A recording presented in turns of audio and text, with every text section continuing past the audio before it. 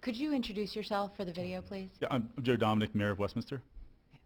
So, Mr. Dominick, could you help me understand that just a little bit better? Because what I'm struggling with right now is that Friendship Valley is on city water, correct?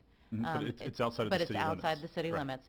But if we were building so we're building the middle school, if we would build it on the current site, there would be no change in water demands. It might be a little bit more efficient in a new building. But if we build it in Friendship Valley, then that demand for that water is no longer there in the city. It would be in a different location, but it's at a location where we're already pumping water to. So, I mean, I understand that there would be some allocation issues, but we're not increasing the demand for water. We're just moving the location. So I'm just trying to understand why it would be such a long process and the fact that we're not actually increasing the water needs. I understand the water scarcity situation, but if we're basically just building the same size facility with the same water needs at a different location and pumping it there instead, can you help me understand that a little Absolutely. better? So, and there are reasons for that. So, during time of water scarcity, we're going to prioritize city limits. I mean, that's what we're responsible for. So that has to be our priority. And like I said, we have businesses, weekly being turned down because we don't have the water, and not just businesses, organizations. What's important to conceptualize, I think, here is if you have someone move, organization or business outside of the city that already has a water allocation inside the city, that leaves an empty space.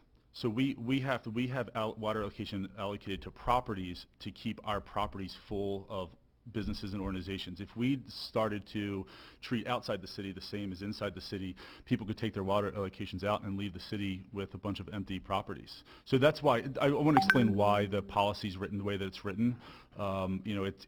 It's not good news for anybody. I don't like having to come here and say this. This is a conversation I have just about daily with people. It's the biggest hurdle that the city faces right now. I've spent more time on water and sewer than I ever wished to when I ran, but it's an important issue, and it's rare that I get to give good news on it, other than in the future, several years out, I think we're on track to have a permanent solution if things go well, but again, that's several years out. We're looking 5 plus.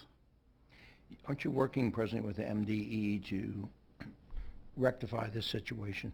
So we're on many levels. So we have a long-term solution, which is water reuse, which will essentially give us all the water that we need for a very long time, if not perpetuity. But that's the piece that I'm speaking of when I say it's several years out. In the meantime, we have, I don't know if there's a better term, but Band-Aids, essentially. We have some short-term and mid-term solutions, but none of them have so much water that it's going to change our policy. It'll put more water into our allocation table. But one of the things that we had to do in the short term does create a little more scarcity for water, but there's a reason behind it, and I'll take a minute to explain that. We have a rolling 7-year bucket essentially. So if we get 100,000 gallons of water that we can allocate, that's 100,000 per day. We can allocate. It goes into the bucket and it gets split up over 7 years because we need to be able to give organizations and businesses the confidence to plan.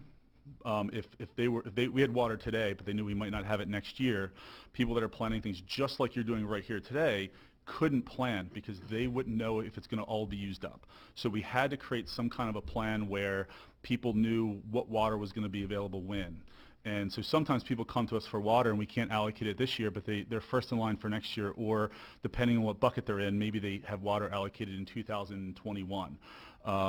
So even if we get water, we get it, but we don't have anything on the horizon where we're going to get a lot of water until reuse is done. We do have some things going on right now with some quarries and some deals that we're working on with. We're literally relocating a stream right now to be able to get more water out of a source. So just to highlight how hard we're trying to solve the problem and address it, but that's nothing that we're working on right now other than reuse would rectify this kind of thing to the point where we would be giving water outside the city. We need a lot more water before we start doing that.